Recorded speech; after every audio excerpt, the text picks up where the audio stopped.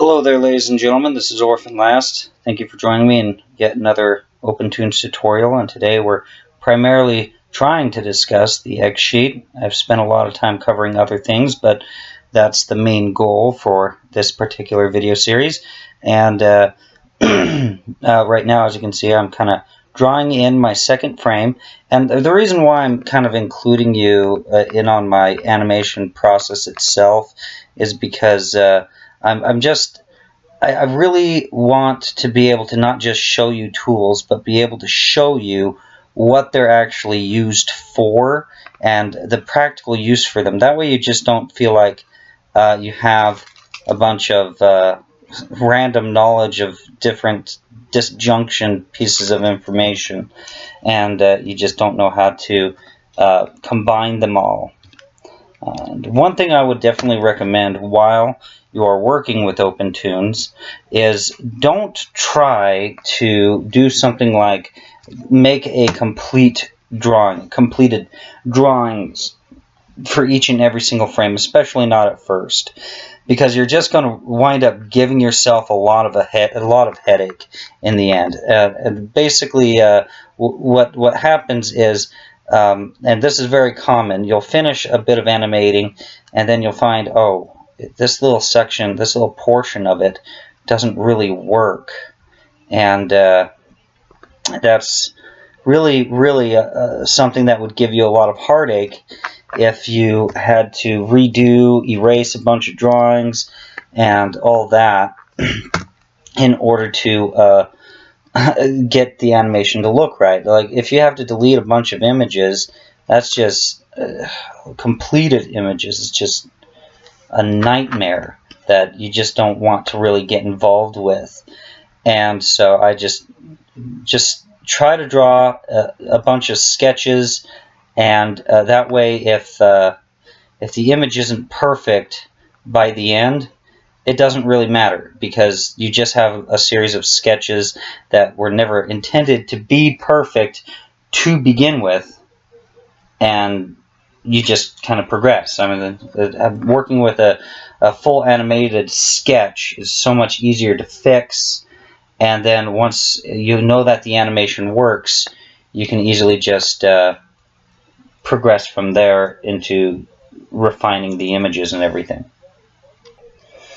Okay, so as you can see, I've finished this second frame, and the next thing is like I said earlier, if you select all the way down here and start drawing an image, it's going to go ahead and create a completely different level, a completely different file. And like I said earlier, you don't want to have a bunch of files that are named random letters of the alphabet, because they're not descriptive, they don't help you, and in the end you're going to have to hunt through them for any useful information to see, is this contributing anything to the scene, or is this just a blank file that I made by accident, and then start deleting them. So you're going to want to select this one right here, and then go ahead and draw the next keyframe, where he's basically going to be something like, well, his head's going to be something like right here. Probably not that far out. Definitely not that far out. Okay, his head's going to be like right here, and he's going to be punching. And that's where his other hand is going to be. Alright, sounds good. I'm going to work on that, and you'll see me when I'm right back. Okay, so while I'm in the process of making this image, I'm kind of thinking, you know, it'd be really nice to be able to know what my arcs should be. Because if you're drawing in an animation, especially when you're drawing a human being or something, or, you know, even when, okay, you grab a teapot or something and you throw it. When you throw it, it's going to follow an arc. And when you stretch your arm out all the way out, and you lift your arm up and then lower it down, it's going to follow an arc, because it's following the fulcrum of your shoulder, like, because it's attached to your collarbone and everything.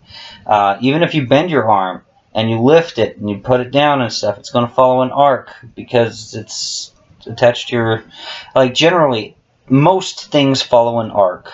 inside of the physical world. And so let's go ahead and start. Let's make an arc level.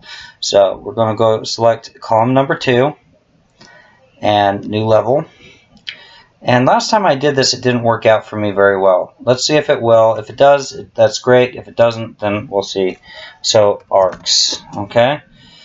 It's going to save in drawings. It's going to have a DPI of 120. I don't know if that's necessarily good, but it doesn't really matter because no one's ever going to really see this except for inside of the tutorial.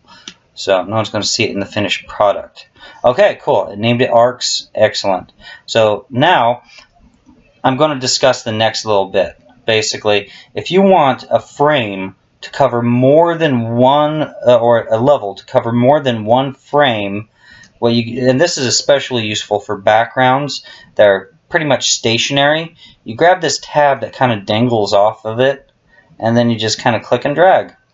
And there you have it. And with this arcs level, what I can do is I can go ahead and change the color of my image. And I do that by just double clicking and just whatever.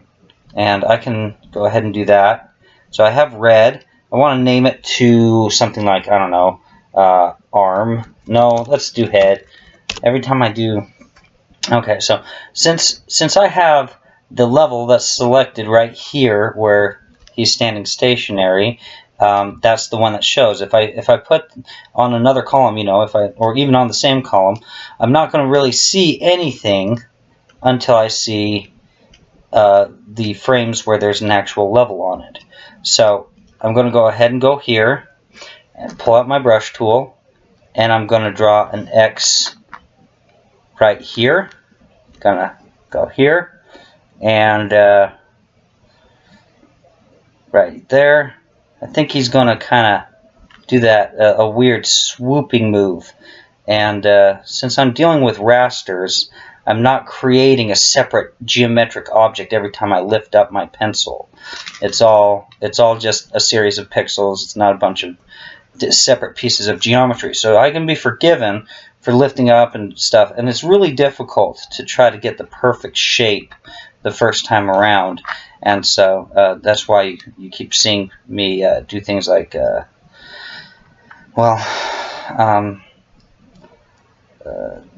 Control Z, basically undoing a lot of different operations and such like that. So I have this pose and this pose.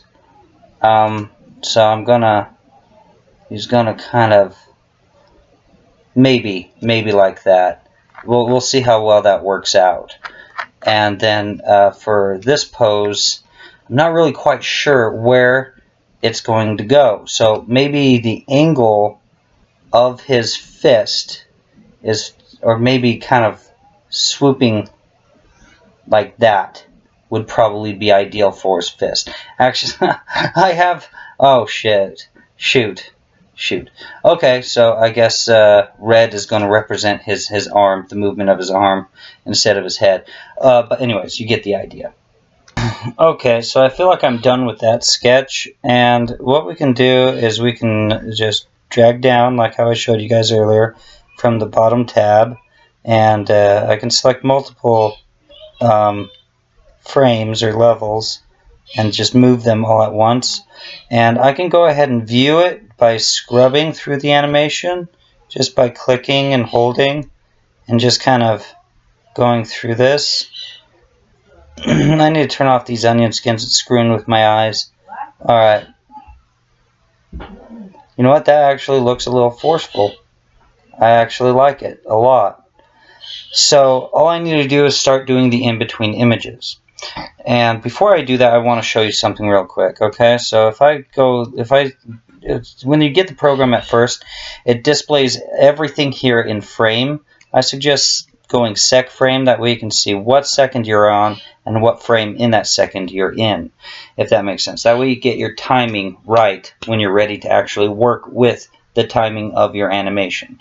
Anyways, that concludes it for this video. I hope it was informative. I will actually give you guys quite a bit of information, hopefully in the next video. Stay tuned.